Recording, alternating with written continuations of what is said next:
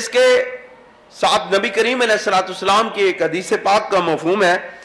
حضرت ابو ہریرہ رضی اللہ تعالیٰ عنہ سے روایت ہے کہ رسول اللہ صلی اللہ علیہ وسلم نے ارشاد فرمایا کہ لم یبق من النبوت الا المبشرات، کہ اب نبوت ختم ہو گئی، نبوت کا سلسلہ ختم ہو گیا، لیکن مبشرات باقی رہ گئی ہیں.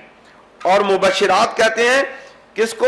قالو ومن مبشرات، سرکار دو عالم صلی اللہ علیہ وسلم سے پوچھا کہ یا رسول اللہ وہ مبشرات کیا ہیں؟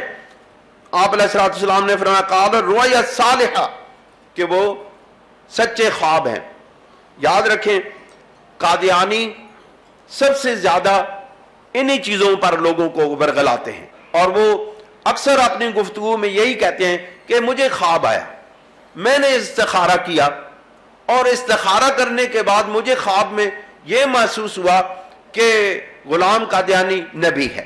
حالانکہ ایک بات اصول یاد رکھیں، آپ کو اگر کوئی شخص بھی کہے، کوئی قادیانی بھی کہے، یہ بات یاد رکھیں، یہاں اگر یہ بات آپ نے یاد رکھی آپ کبھی بھی نہیں بھٹک سکیں.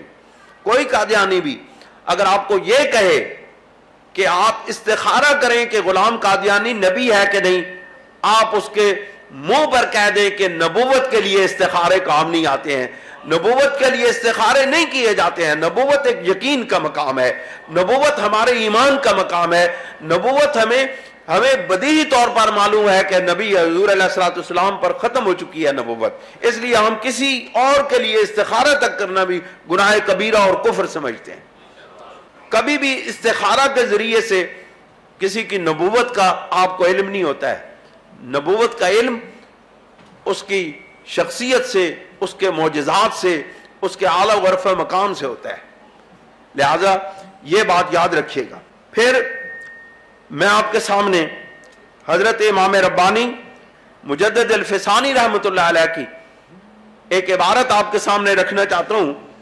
آپ ارشاد فرماتے ہیں کہ وبدانی کے منامات و واقعات شایان اعتبار و اعتماد نیز، اور جان لو کہ یہ جو واقعات ہیں، یہ جو خواب ہیں، ان کا کوئی اعتبار نہیں ہے. اگر کسے خود را در خواب یا در واقعہ بادشاہ دید یا کتب وقت یافت فی الحقیقت نہ چنی نس. آپ فرماتے ہیں اگر کوئی خواب میں اپنے آپ کو بادشاہ دیکھتا ہے یا اپنے آپ کو کتب وقت دیکھتا ہے تو کیا وہ کتب وقت بن جاتا ہے؟ کیا وہ بادشاہ بن جاتا ہے؟ یا تو خواب میں دیکھی ہوئی ہر بات بالکل بعین ہی اسی طرح ثابت ہو جائے تو پھر تو کہیں کہ خواب میں آنے والی ہر بات سچی ہے. لیکن آپ فرماتے ہیں حضرت امام ربانی مجدد الفسانی شیخ احمد سرہندی ہماری آنکھوں کا نور، ہمارے سر کا تاج، ہمارا فخر، ہمارا سب کچھ، ہمارے ایمان و یقین کی ضمانت حضرت امام ربانی مجدد الفسانی ہے. آپ یقین جانیے ہم نے ایمان پایا ہے، ہم نے یقین پایا ہے تو حضرت امام ربانی کے قدموں کے طفیل پایا ہے. آپ فرماتے ہیں کہ اگر بیرون خواب و واقعہ اگر بادشاہ شبد یا کتب گردد مسلمت، آپ فرماتے ہیں کہ اگر خواب سے باہر کوئی بادشاہ بنے یا وہ کتب بنے تو وہ اس بات کو تسلیم کیا جائے گا.